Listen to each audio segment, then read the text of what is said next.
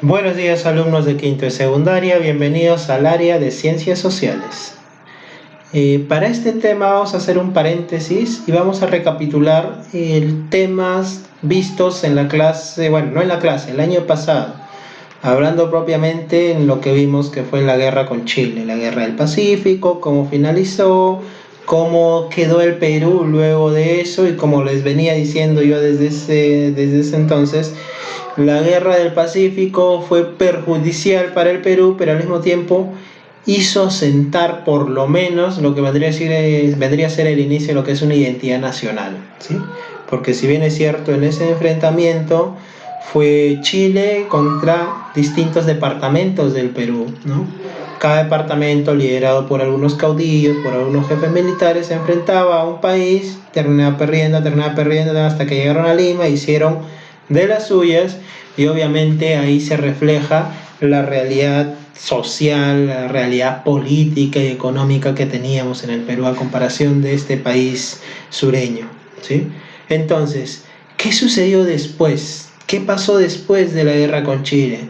Recordemos que hay una capitulación aquí en Ancón, precisamente en donde el Perú se rinde ante Chile, cede algunos territorios, bueno, muchos puntos que desfavorecen obviamente al Perú, pero que deja como presidente en ese entonces a uno de los caudillos del momento, quien fue Miguel Iglesias, ¿sí?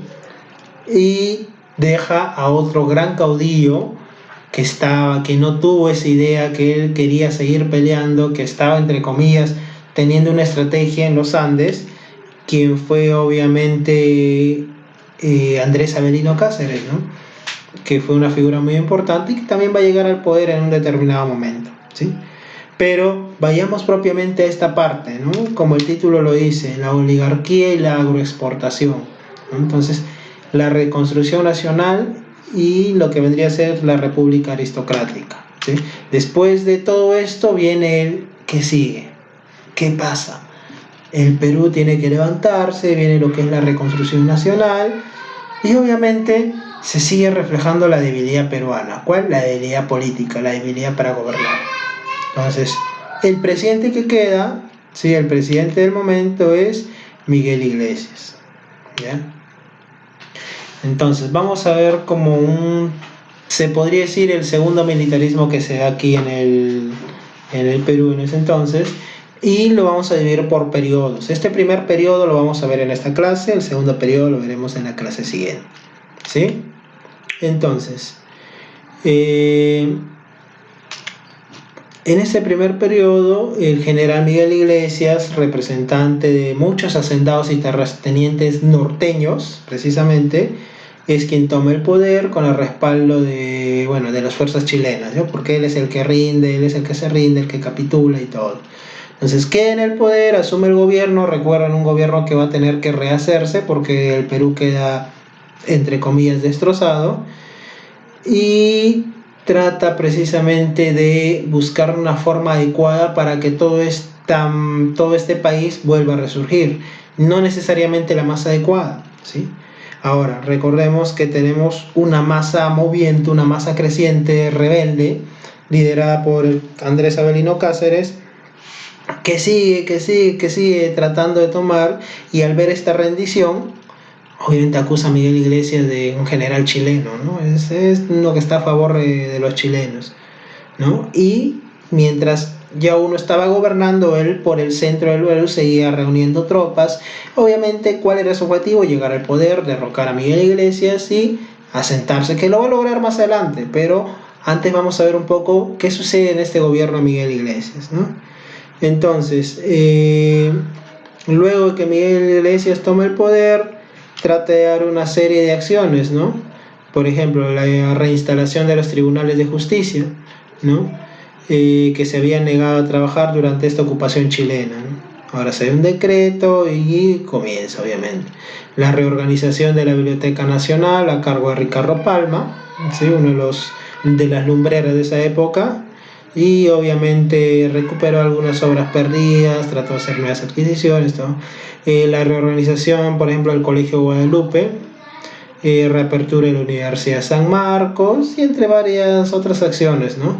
Trataba de precisamente buscar algo, de darle identidad al Perú, resaltar unas cosas, sabiendo que tenía atrás precisamente una trama, tenía atrás un peligro, tenía atrás a todo un grupo de caceristas, así se llamó a los que seguían a Andrés Avelino Cáceres, que estaban obviamente en total desacuerdo con sus acciones, ¿sí? Entonces, cabe resaltar nuevamente que después de esta ocupación chilena, el Perú queda pues sumido en un caos, ¿no?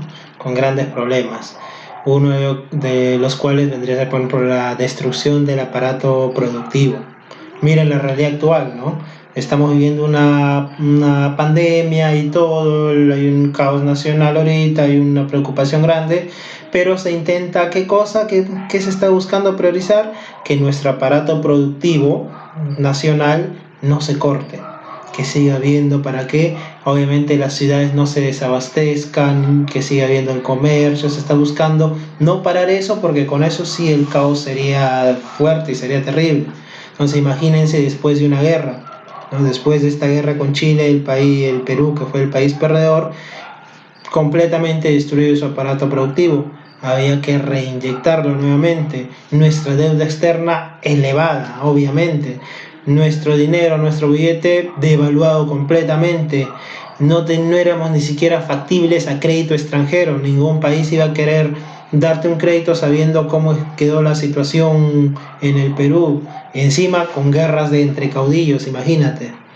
Pues frente a todo eso, obviamente, sobre todo los problemas económicos, va a arrastrarse el Perú, va a arrastrar esta situación. Obviamente Iglesias no va a poder solucionar eso. Y al contrario, eso va a ser su talón de Aquiles, por el cual simplemente va a tener que renunciar o lo van a derrocar. Y bueno, con Cáceres también busca y trata de solucionar algo de eso, aunque también se va metiendo en otros problemas, ¿no? Entonces, ante esta situación, ante este descontento, y como visto en las revoluciones anteriores extranjeras, ante un descontento social, que se crea precisamente revoluciones. Y se da una revolución importante para la fecha, para el momento. ¿Y cuál es esta? La rebelión de Atusparia. ¿Quién es Atusparia? Es un líder, un representante de alcaldes en la ciudad de Huaraz, Ancash, ¿no? Que fue una de las zonas más afectadas. ¿Por qué? Recuerden que yo les decía, cada caudillo jalaba agua para su molino, beneficiaba a la gente de su lugar, ¿ya? Y perjudicaba a otros. ¿Por qué? Porque más le interesaba el bienestar suyo que el bienestar general. Entonces, obviamente, uno de los departamentos afectados va a ser Ancash. ¿Por qué? Buscando solventar, buscando precisamente ganar más dinero ante estas rebeliones que se veían surgiendo, ante un Cáceres que le venía pisando los talones, oprime otras provincias como Ancash, les pone trabajos obligatorios, los trabajos de la República, como se llamaron, y obviamente hay una pena para pagar más multas, confiscación de bienes de todos si es que lo incumplían, y otras medidas precisamente que aplicaron, que a esta ciudad de Ancash, a Huaraz, obviamente a la clase oligarca de ese entonces, ¿sí? Y de la zona, la clase dominante de esa zona, no les iba a convenir, obviamente. Entonces, personajes como Atusparia o Uchu Pedro son los que se van a rebelar. Obviamente ellos tenían una simpatía sobre todo a este sistema antifiscal, antifeudal, en donde no querían sentirse oprimidos, donde estos pequeños y medianos bueno, no son empresarios, pero medianos terratenientes, no deberían verse oprimidos. ¿Por qué los de las ciudades grandes no y por qué nosotros sí, no? Y comienza esta rebelión, obviamente comienza con una fuerte oposición, y obviamente simpatizaba ¿con quién? Con Cáceres. Recuerden que Cáceres se movía aún en el centro del Perú, apoyado por mucha de la gente del campo. Entonces, obviamente, también Huaraz se suma, aunque no directamente, pero se suma a crear esta inestabilidad política. Y obviamente es ahí donde se va a actuar, y es ahí donde Iglesias va a tratar de reprimir completamente, ¿no? Capturan a Tusparia, pero ante esa captura el prefecto coronel, el prefecto militar de esa zona, todo el campesinado sale y sitea precisamente esta zona de Huaraz, y ante ese temor es liberado, y bueno, obviamente se incrementa más este malestar, se incrementa más, toman el poder, este grupo rebelde toma el poder de esa zona y ponen, por ejemplo, como nuevo prefecto a Manuel Mosquera, simpatizante, cacerista, o su prefecto a Manuel Alzamora, también simpatizante, cacerista. Entonces, era una rebeldía completa y directa hacia el gobierno de turno, que vendría a ser Iglesias, ¿no? Personajes que obviamente van a tomar el poder, estos que representaban no tanto al campesinado, sino representaban a los burgueses de las ciudades provinciales, ¿no? Entonces todo parece indicar que se le venía la noche negra a Iglesias, pero ahí también va a haber un problemita. ¿Cuál? Que este movimiento se va a dividir, ¿no?